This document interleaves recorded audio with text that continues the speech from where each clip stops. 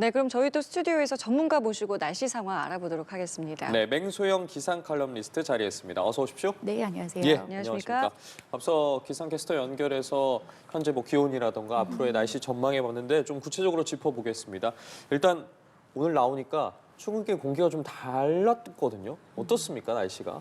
어제보다 예. 아침 기온이 대부분 지역 5도 아래로 떨어졌습니다. 뭐 심한 곳은 5도에서 10도 이상 떨어진 곳들이 있는데요. 특히 우리나라 서쪽 지역을 중심으로 수도권 지역에서도 서쪽에 위치한 곳, 충남과 전북 서해안 지역을 중심으로는 한파특보가 내려졌습니다. 어제 오전 10시에 기상청에서 미리 예고를 했습니다. 오늘 밤 9시에 내려지겠다.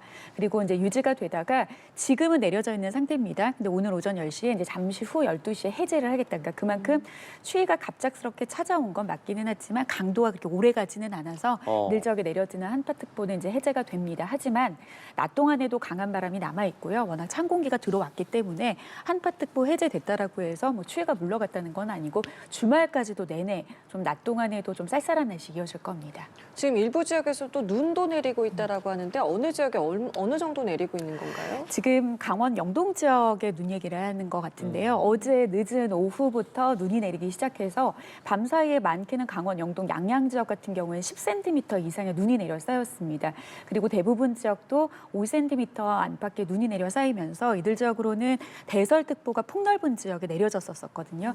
근데 새벽 3시에 대설특보 모두 해제가 됐고요. 아무래도 이제 공기 흐름 자체가 서에서 동으로 흘러가기 때문에 비구름이 동쪽으로 빠져나가면서 이들 지역의 이제 눈, 비는 오전 중에 모두 다 그쳤습니다. 그러니까 그만큼 새로운 차가운 공기가 이제 기존에 있던 공기를 밀어내고 이제 새로운 날씨가 시작됐다라고 보시면 될 것 같습니다. 내일 같은 경우에는 지금 오전부터 밤까지 중부 내륙을 비롯해서 전국에 또다시 대설특보가 발효될 만큼 많은 눈이 예고가 된 상황인데 지금 말씀해 주신 것처럼 강원 동해안 쪽에 있는 좀 눈구름이 이런 영향을 미친다고 봐야겠습니까? 앞서도 말씀드렸지만 대기의 흐름 자체는 서쪽에서 동쪽으로 갑니다. 그래서 뭐 동쪽에 있는 눈구름이나 비구름이 내륙으로 들어올 수 있죠. 그럴 경우에는 엄청난 강한 동풍이 불어야겠죠. 근데 대부분은 서에서 동으로 밀려가기 때문에 지금 이제 지나간 강원 영동 지역의 이제 눈은 과거형이라고 보시면 되겠고요. 예. 앞으로 내릴 눈은 이제 새로운 시스템이 들어오면서 이어지는 이제 눈비인데 보통 우리나라에 눈이 내리는 경로는 크게 이제 두 가지거든요. 아예 체계적인 비구름이 다가오는데 기온이 낮다 보니까 비보다는 눈의 형태로 내리는 것. 그리고 이제 비구름이나 눈구름이 다가오는 게 아니라 바람으로 인해서 바다 위에서 만들어지는 눈구름. 이게 우리나라에서 눈이 내리는 크게 두 가지 원인입니다. 근데 지금 어제 강원 영동 지역에 내린 눈비, 그다음에 내일 전국적으로 예고되어 있는 눈비, 그리고 또 일요일 날에는 서해안 지역에 눈비 예보가 있거든요. 그러니까 우리나라에 내릴 수 있는 대설 시스템이 최근 2, 3일간에 아마 다 나타날 겁니다. 근데 지금 이제 내일 전국적으로 이제 눈비 소식이 전해지긴 한데 아마 눈은 거의 중부지방에 한해서만 내려질 거고요. 보통은 24시간 이내에 5cm의 추가적인 눈이 내릴 것으로 예고되는 지역이 이제 대설특보가 내려지는 기준이 되는데 지금 내일 예상되고 있는 적설을 살펴보면은 수도권 지역을 중심으로는 이제 많은 곳은 3에서 8cm, 강원 산간은 10cm 이상이 예고가 되고 있습니다. 그러니까 이들 지역을 중심으로 대설특보가 내려질 가능성이 높고요. 뭐 지난 4일처럼 영하 10도 안팎의 찬 공기가 남한 상황은 아니기 때문에 남부지방은 내리더라도 눈보다는 이제 비의 형태로 전국적으로 좀 하루 종일 비가 내리는 시스템으로 이어질 가능성이 높습니다. 근데 지난번에 눈 왔을 때 말씀하신 것처럼 굉장히 짧은 시간에 많이 와서 특히 퇴근 시간이어서 많은 분들이 조금 힘들어 하셨는데 이번에도 뭐 짧은 시간에 그 정도의 양이 오는 겁니까? 시간도 길고요. 그리고 한 번 내릴 때, 그러니까 강한 비와 강한 눈과 많은 눈은 다른 개념입니다. 그렇죠. 많은 눈은 그렇죠. 전체 예보 기간 동안의 총량을 얘기하는 거고 그 총량이 아무리 많더라도 이 눈이 되건 비가 되건 적절한 시간에 균등하게 나눠서 그렇죠. 내려준다라고 하면 사실 큰 피해는 없거든요. 그런데 문제는 짧은 시간에 집중적으로 내릴 경우를 좀 대비를 하는 이게 건데 지난번인 거잖아요. 맞습니다. 이번 눈 같은 경우에도 그럴 가능성은 충분하게 있습니다. 일단은 이제 토요일과 일요일이라는 많은, 그러니까 주로 야외 활동을 많이 네네. 하는 그런 주말 시점이라는 거를 고려를 했을 때 좀 주의를 하셔야 되는데, 일단 토요일 오전부터 그러니까 눈이나 비가 내리기 시작을 합니다. 일단은 체계적인 눈구름대가 전국적으로 들어오기 때문에 서해안과 이제 중북부 지역을 중심으로 눈비가 시작이 될 텐데요. 오전에는 그래도 토요일 오전에는 기온이 상대적으로 좀 높은 편이기 때문에 보통 이제 밤에 구름이 끼게 되면은 네네. 아침 기온은 크게 떨어지지는 않습니다. 그래서 좀 내리더라도 완벽한 눈의 형태로 내릴 가능성은 좀 적습니다.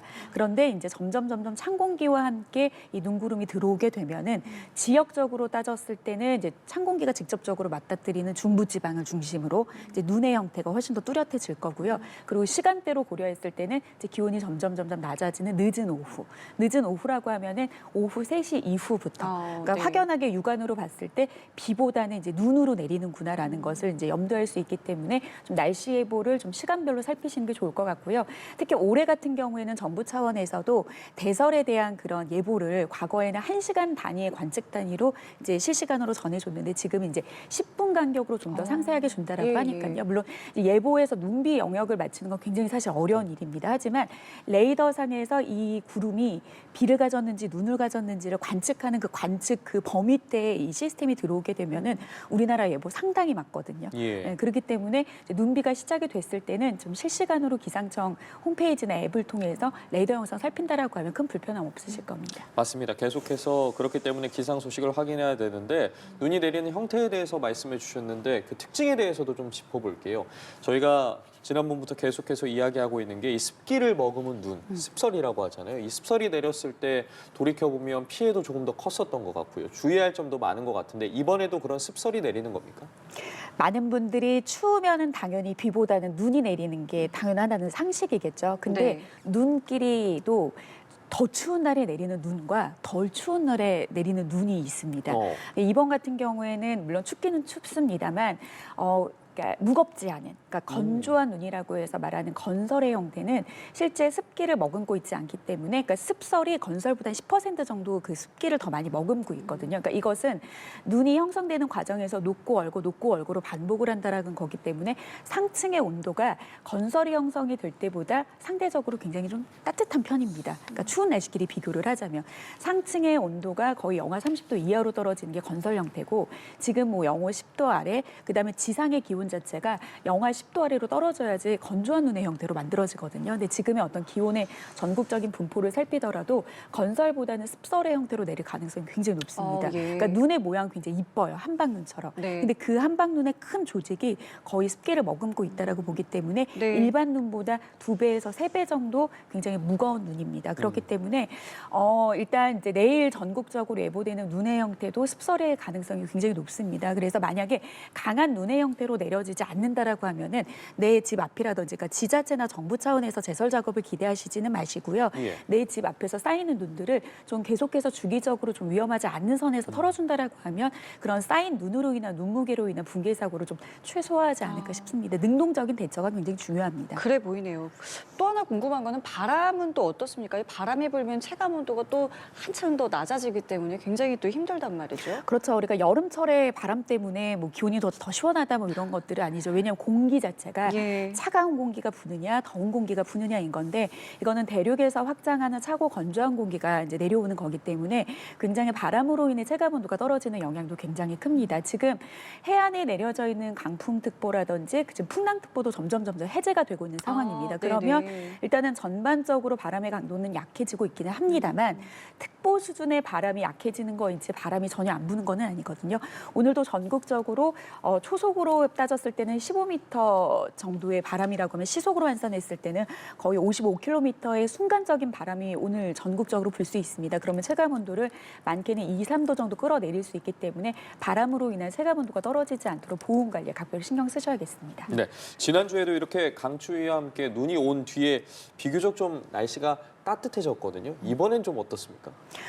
이번에는 조금 그 성격이 다른 게 체계적인 비구름의 형태로 들어오기 때문에 저기압과 이제 고기압, 그러니까 쉽게 말해서 찬 공기와 따뜻한 공기가 결합하는 과정에서 내리는 비이기 때문에 이 시스템이 한번 지나고 나면은 그 후면에 찬 공기가 다시 내려오게 됩니다. 그렇게 되면은 일요일 날에는 눈비가 그치기는 하지만 추위에 대한 전국적인 염려가 좀 필요하겠고요. 그리고 또 서해안 지역 같은 경우에는 찬 공기와 함께 서해상에서 만들어진 눈구름의 영향으로 서해안으로는 해안 지역으로는 눈 소식도 전해집니다. 그리고 이 추위 같은 경우에는 월요일까지 이제 영하의 추위가 좀 머무를 것으로 보이니까요. 좀 주 초반까지도 건강에 좀 대비를 하셔야 될 것 같고 다음 주에는 기온이 좀 전반적으로 올라갑니다. 그래서 추위에 대한 걱정은 이제 길게 가지는 않지만 다만 다음 주에 기온의 변동폭. 그러니까 이번 같은 경우에도 사실 추위의 절대적인 추위는 강하지는 않습니다만 어제 좀 따뜻해서 오늘 좀 춥게 느껴지는 것도 예. 있거든요. 그러니까 상대적인 기온 변동성에서 느껴질 수 있는 추위에 대한 대비를 좀 다음 주까지 하시면 좋을 것 같습니다.